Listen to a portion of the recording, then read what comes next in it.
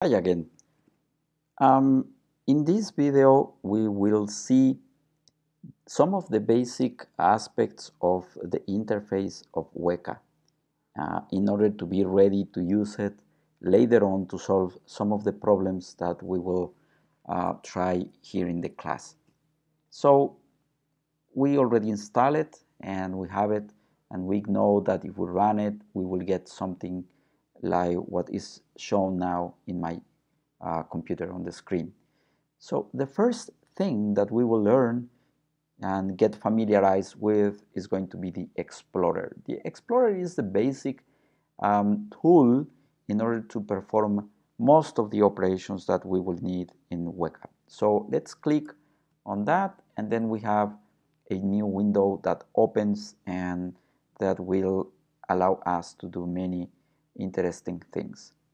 So as you can imagine, some of the first, or maybe the first thing that we need is to get the data with which we are going to perform our analysis. If we are going to try to use this software in order to discover patterns hidden in the information, or to use that information in order to make predictions of something, we need the data, and we need that data to be available for Weka. So the first thing is then to upload that information into the memory of Weka. And in order to do that, we will click on this button, which is the Open File. You will find in the Blackboard platform compressed file with several data sets that you can use in the class. I will be using them along these explanations. So depending on where you extract those files is where you are going to be able to find them later on. In my case, once I click here, I go to my folder where I got my datasets. And for this first video, basically, I will use the weather application, the weather dataset, I'm sorry. This dataset is supposed to capture information on several variables that may allow us to decide whether to go out and play tennis or not. So we will see what information is there. If I double click on my file, I have some changes on my window, which means that I have uploaded the information into Weka. And let's see what we can read from this information that we have got. Here we can see a couple of things. This is telling us that we have 14 examples, rows, or let's say solutions to the problem that we are interested in modeling. And we know that each one of them has 5 attributes. In most of the cases, for what we are going to do in this class, the attributes are going to be the variables that we believe influence what we are trying to predict, and the last attribute is going to be the class that we are going to represent here. So how do I know which attributes do I have? Well, we can see in this portion of the window that these are the attributes. So one of them is outlook, the other one is the temperature, another one is the humidity, another one is whether it is windy or not, and the class is whether I play or I don't play. And if I click in each one of them, you can see here that I can see also what kind of values that variable is taking in the dataset. So for the outlook of the weather, I can get 1 out of 3 possible values. It is either sunny, overcast, or rainy. So the outlook is represented by using a nominal variable. It's not any value, but just one of these 3 particular values. It's a name. Sunny, overcast, and rainy is a name. Weather, in the case of temperature, I have a different view here, you see? So it is giving me information regarding the minimum value, the maximum value, the mean, and the standard deviation. Same thing is going to happen for the humidity. And in the case of windy, we only have 2 possible values. It is true or it is false. And in the class attribute play, we have 2 possible answers, yes or no. Let's take a look at how the data is actually stored. So if we click on edit, we are going to get something like this. This is my data set in a raw format. So here you can see that I have 14 measurements. Each one of them is comprised by the 5 attributes that we said before. 1, 2, 3, 4, 5, you see? And this can be read in the following way. For instance, in the case number 8, the outlook was sunny, the temperature was 72 Fahrenheit, the humidity was 95%, it was not windy, and then the answer was no play tennis. Maybe because it is too hot, I don't know. So this was the outcome of one of the measurements. And in the same way, we can read any other, like in this case, it was the outlook was rainy, the temperature was 71, the humidity was 91, and it was windy in this case. And the answer is no play. You see? So here we can see how the data is stored, and we can also see whether the data in particular is nominal or numeric, like in these cases, right? So I can take a look at that by using this viewer. I can close it, and I get back to my window. Now let's suppose that for some reason I am interested in representing one of these variables, not in the way it is now, by using real numbers. As we saw in the table, if we click again, here you can see that temperature goes from 65, I think the 64 is the minimum, to, let's see, 81, 80, 85, I'm sorry, the maximum. But it can take values in between those limits, all right? But let's suppose that in the same way, instead of having a number here, I am using some sort of name. I would like to transform this into a nominal value. In order to do that, we can use filters in Weka. So once I click the variable that I am interested in modifying, I can choose filter. Here I will click here on unsupervised. I want to modify an attribute.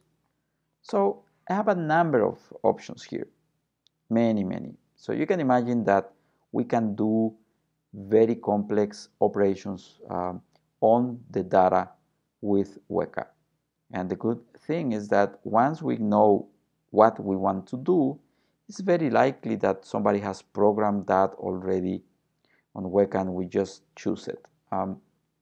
So what I'm trying to do is to change from something that is continuous to something that is discrete. So there is an option already here, and also you can see that if you hold the mouse on top of the name, you will get some help to describe what that option does. But basically, I will just click on Discretize, and you see we got a number of options here, which are the defaults. And the most important one, maybe for now, is in how many classes, names I want to discretize the value. And it is suggesting 10, but I don't want 10. So if I click there, a new window opens, and then I can modify some of the variables, the values of the variables. And the most important now for us is going to be the bins, or how many discretizations I want. It is suggesting 10, but I don't want 10. I said that I wanted something similar to Outlook, and Outlook only has 3 classes or 3 names. So I will do the same thing.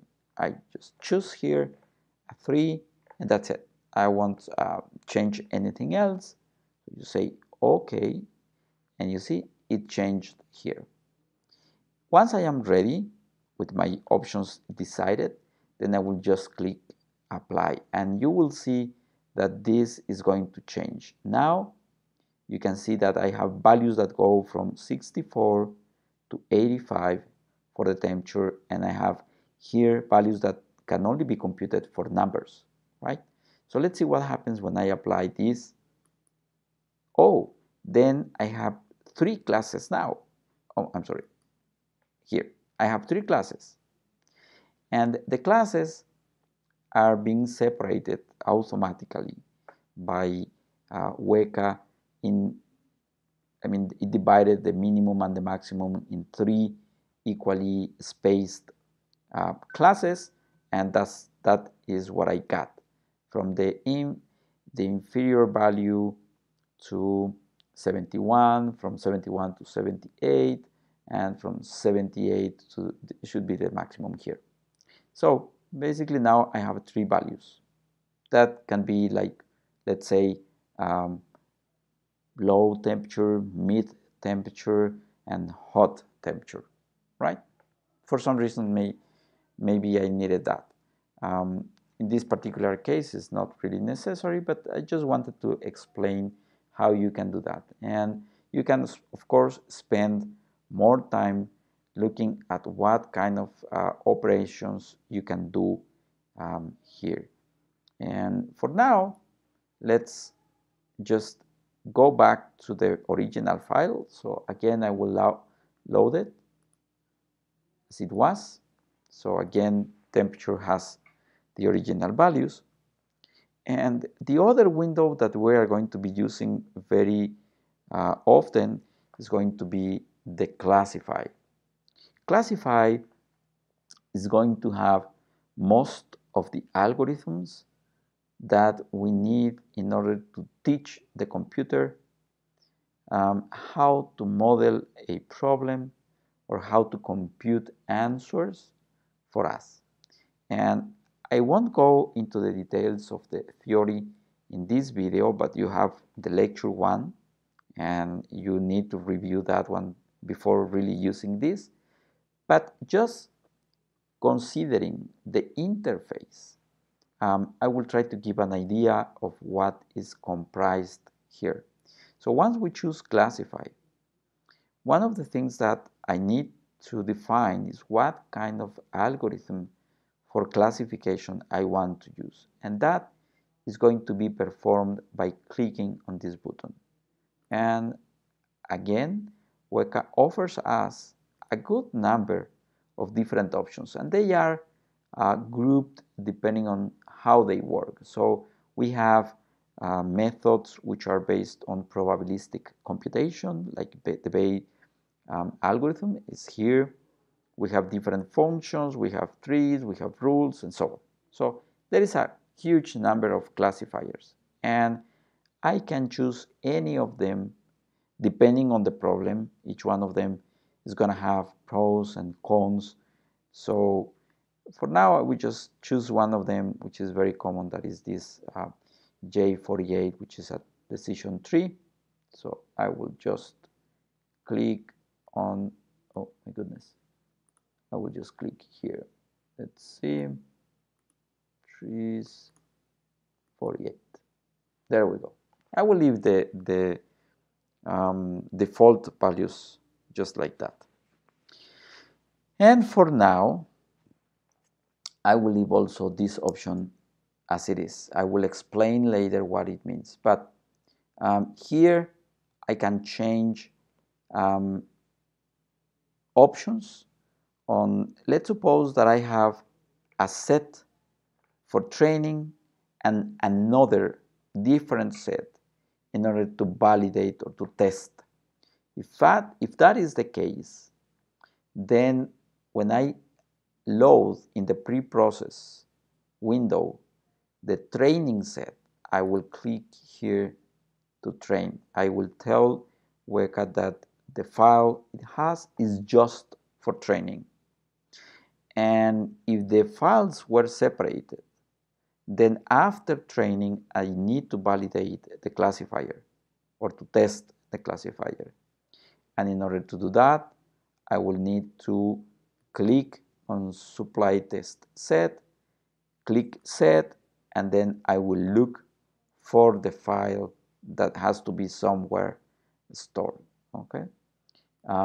So these two options are going to be used when we have the training and the test sets separated in two files.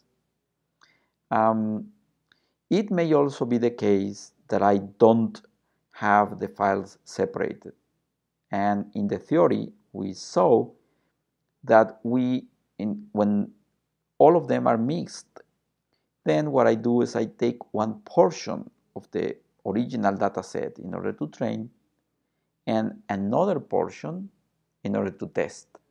So I can ask Weka to do that for me by clicking on this option, and then I can tell how much I want to leave to train and how much are going to be left for test. So in this case, what I am saying is that 66% of the file of the dataset is going to be used for train, and the rest is going to be used for test. So if I wanted, let's say, to use the 80% to train and the 20% to test, I should write something like this. This one, I will explain it later, but this is the one that I will leave now. So if I do that, the only thing that I need to do now is to click on Start, and Weka, in a matter of a fraction of a second, did its job and is showing me the results. These results are something that you will need to review in order to understand what they are telling us, but it basically means that the training was successful and that we are ready to use that information in order to solve new problems. And we will see if we need the rest of the options for our exercises later. But for now, I think that this is enough to start using Weka. I hope that everything goes well. And if you have any questions, please send me an email or look for me in different ways. So see you in the next video.